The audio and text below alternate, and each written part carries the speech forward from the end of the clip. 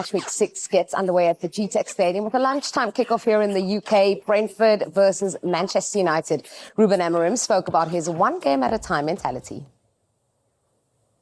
The fans, they don't know what is going to happen the next game. And to be completely honest, I have an idea, but I don't know how it's going to be. And I'm the manager of the team. That has to be with the moment that we live for so many months. So I think the best way of dealing with that is that every game is the last one.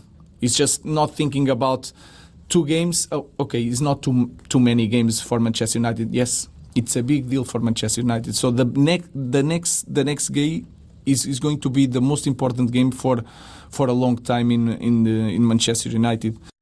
I think that's fair enough. The next game is going to be the most important, especially given how much pressure he's under. Yeah. Okay. I'm just not sure where he's going with that. But I mean, yeah, the position Manchester United have put themselves in, Amorim's had enough time now where the team should be in a lot better rhythm than they are. I think they now have a pretty set starting 11. So maybe that deserves a couple more games, but not many. So yeah, I think that's the reason why the next game is the game, because for someone who's had quite a lot of time and been able to get players he wants and a lot of time working on the system that initially he said it was because he didn't have time to work on it. Well, now they definitely have had time. It's not really looking like it's any better oiled. It's still very clunky and unconvincing. Yeah, that's why the win against Chelsea was so important for them. But I think that pressure kind of just rolls on to the next game, doesn't it? It does. I mean, when it went 10-10, the United were hanging on. This is a very, very flattering 2-1 win. Because for me, they weren't impressive at all. They're still disorganised at the back and unconvincing. I want to give you a couple of stats, actually. Go for it. Man United have lost more games under Amorim than Arsenal have in their last 3 seasons. Wow. And that tells you all about how poor they are. They've still yet to record back-to-back Premier League victories under Amorim. And if Brentford beat them, it will be the first time Brentford have done it. I think, the 3rd time in a row that Brentford have done it, because obviously they've beaten them in each of the last 2 seasons. So I think I'm sad for Amorim because I had such big expectations. I was on this show when the news broke and I was gushing about him and I was such a big fan. But when you look at him now, when you look at the side, when you look at everything around it, the magic is gone. And it's clearly not working. And our jobs is to come on and analyse what we see.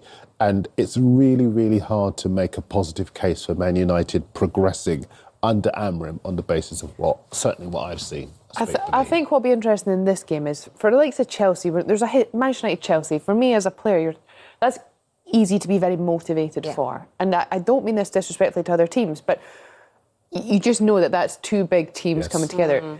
Brentford away is tricky, because there's no outcome. No. From a Manchester United point of view, there's no outcome other than a win that's acceptable. Yeah. And that's sometimes what I think we've seen this Manchester United team and these players and the manager struggle in these environments because they've not been able to find a way to just suppress that sort of what looks like an anxiousness when you watch them play and just grind out the results like we expect from a Man United team that's spent what they have with the players that they do have. Yeah, this is one of those games I suppose you have to really hype yourself up as a player, except for Brian Mbeumo, who goes back to his former team. One of the players who left, a part of that critical top 2, Mbeumo, has gone to Newcastle. They lost their captain, Christian Orgott. They also lost their manager, all in the same summer. Brentford are struggling.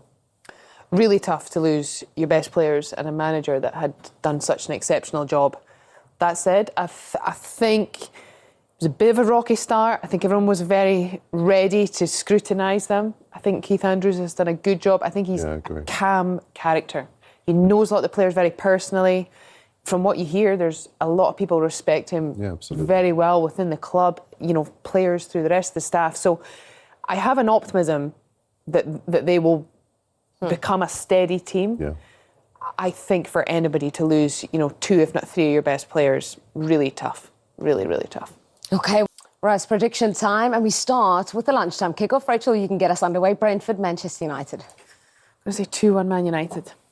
Ooh, I think 2-0 2-1 Brentford. Okay.